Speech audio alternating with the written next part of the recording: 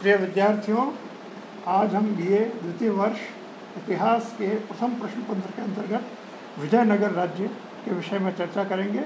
विजयनगर राज्य की स्थापना हरिहर तथा बुक्का नामक दो भाइयों ने की। ये दोनों भाई वारंगल के काकतीय राजा प्रताप देव की सेवा में थे। जब मुसलमानों ने दक्षिण भारत पर विजय प्राप्त की तो इन दोनों भाइयों को कैद करके दिल्ली ले जाया गया। जब दक्षिण भारत पर दिल्ली सल्तनत शांति तथा सुस्थापित नहीं कर सकी तो मोहम्मद बिन तुगलक ने हरिहर तथा बुक्का को मुक्त करके रायचूर दोआब का सामंत बनाकर दक्षिण भेज दिया। इन दोनों भाइयों का परम सहायक तथा नेता उस समय का प्रकांड पंडित माधव विद्यारण्य था, जिसने इस वंश की उसी प्रकार सहायता की जिस प्रकार आचार्य कौटिल्य ने चंद्रगुप्त मौर्य की थी।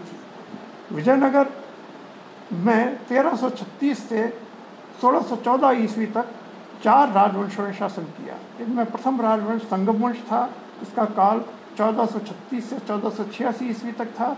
इसके प्रथम 2 शासक हरिहर तथा बुक्का के पिता के नाम पर संगम वंश पड़ा और प्रथम 2 शासक हरिहर तथा बुक्का थे। द्वितीय राजवंश सलू राजवंश था। इस वंश के प्रथम शासक नरसिंह ने 6 वर्ष तक शासन किया। यह राजवंश 1406 से 1505 ईस्वी तक 27 रहा। तृतीय राजवंश तुलु राजवंश था। 1505 से 1570 ईस्वी तक यह शासनासीन रहा। इसकी स्थापना 1505 ईस्वी में वीर नरसिंह नायक ने स्थापना की और इसका सर्वाधिक योग्य प्रतिभाशाली शासक राजा कृष्णदेव राय था, जो वीर नरसिंह नायक का छोटा भाई था, जिसने 1509 से 1530 ईस्वी तक शासन किया। चतुर्थ राजवंश अरविदु राजवंश था, जिसकी स्थापना राम राय के भाई तिरुमल्ल ने सदाशिव के नाम पर शासन करना प्रारंभ किया और बाद में सदाशिव को परास्त करके तिरुमल्ल शासक बन गया और इसका अंतिम शासक रंग तृतीय था, जो 1614 ईस्वी में समाप्त हो गया।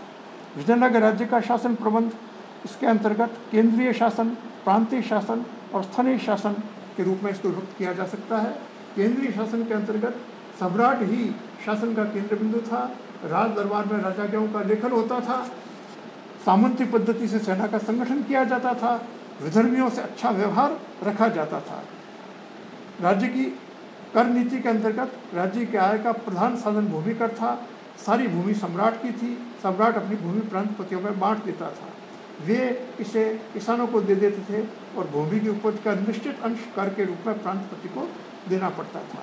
भूमि के साथ साथ चरागाह विभाग कर भी देना पड़ता था। बाहर से आने वाली वस्तुओं पर चुंगी भी देनी पड़ती थी। वेश्याओं को भी कर देना पड़ता था।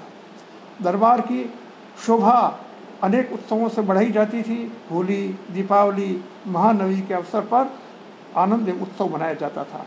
प्रांतीय शासन के अंतर्गत 200 प्रांत बताए गए हैं। प्रत्येक प्रांत का शासन प्रांतपति को सौंपा जाता था।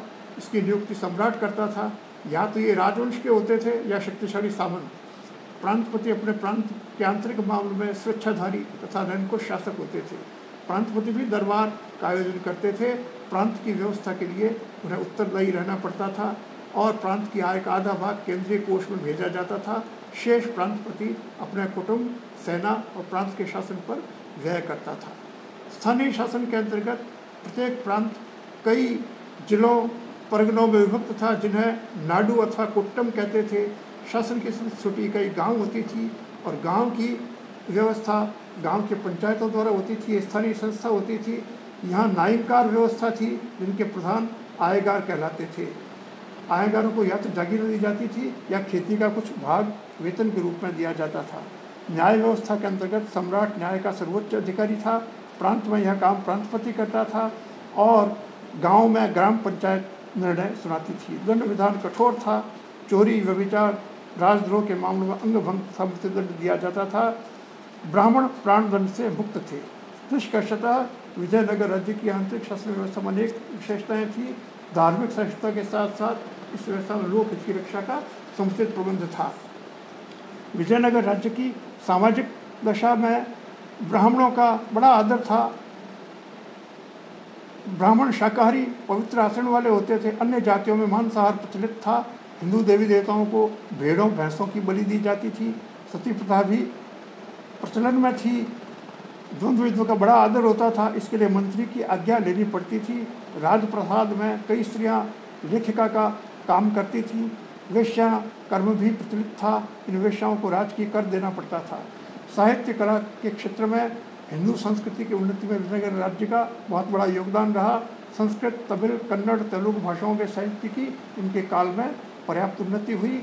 विजयनगर राज्य के विद्वान में सायण का नाम अग्रणी है। उसने संहिता, ऐत्रेय ब्राह्मण तथा अनेक पर टीकाएँ लिखी। सायण के भाई माधव विजयन भी संस्कृत के उच्च कोटि के विद्वान थे। अलसानी नामक विद्वान तेलुगु का बहुत बड़ा कवि था। कृष्णदेव राय के काल में वह राष्ट्र कवि था। स्थापत्य के क्षेत्र में विजयनगर के राजाओं में बड़ी रुचि थी। भव्य भवन तथा मंदिरों का उन्होंने निर्माण कराया।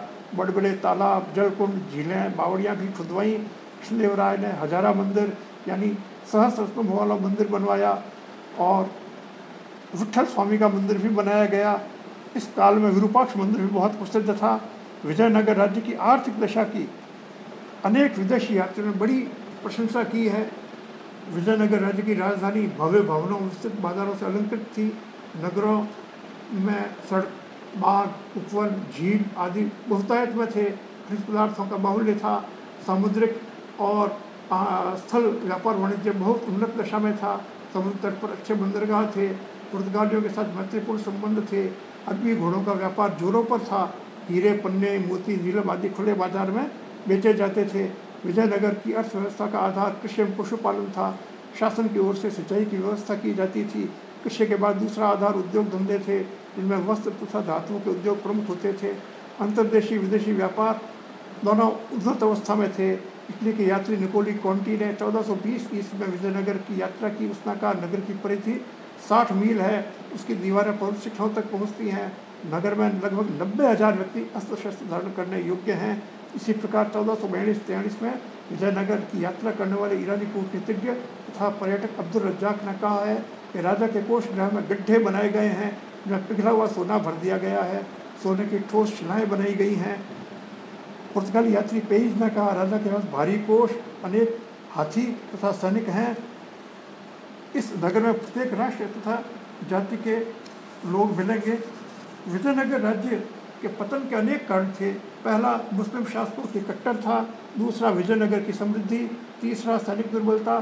चौथा, प्रांतीय शासकों पर निर्भरता। चौथा, जनता की विलासिता। छठा, पुर्तगालियों का विजयनगर की राजनीति में हस्तक्षेप। सैनिक दुर्बलता। सातवां, रायचूर दोआब की विजय। आठवां, अच्युत राय की अयोग्यता।